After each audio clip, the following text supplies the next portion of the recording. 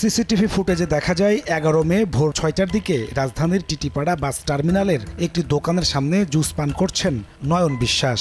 তার সঙ্গে থাকা টুপি পরা ব্যক্তির নাম বিশ্বজিৎ কর্মকার। সেখান থেকে গাজীপুরগামী রায়দা পরিবহনের একটি বাসে ওঠেন দুজনই। বিশ্বজিৎ কর্মকারী তার নাম।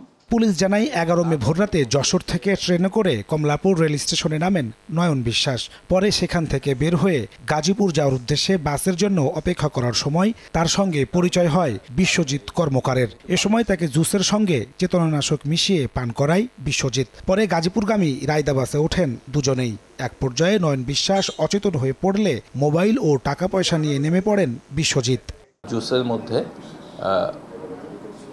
চেতনানাশক দেয়া ছিল এবং তার প্রেক্ষিতে যখন নয়ন বিশ্বাস অজ্ঞান হয়ে যায় তখন এই বিশ্বজিৎ কর্মকার আবুল হোটেলের কাছে গিয়ে তার ব্যাগ, মোবাইল, টাকা সব কিছু নিয়ে নেমে যায় এবং পরবর্তীতে বাসের যে লোকজন তারা অজ্ঞান অবস্থায় দেখে নয়ন বিশ্বাসকে হাতির ঝিলের একটি জায়গায় নামিয়ে দিয়ে চলে যায়।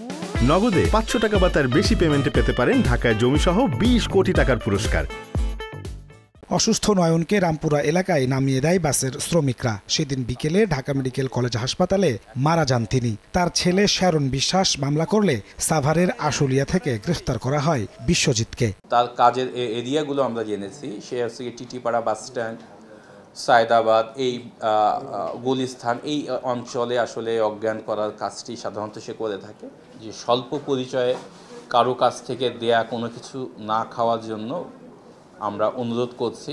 পুলিশ বলছে এক যুগেরও বেশি সময় ধরে এমন অপরাধের সঙ্গে জড়িত বিশ্বজিৎ কর্মকার। নাজমুস সালেহী, সময় সংবাদ, ঢাকা।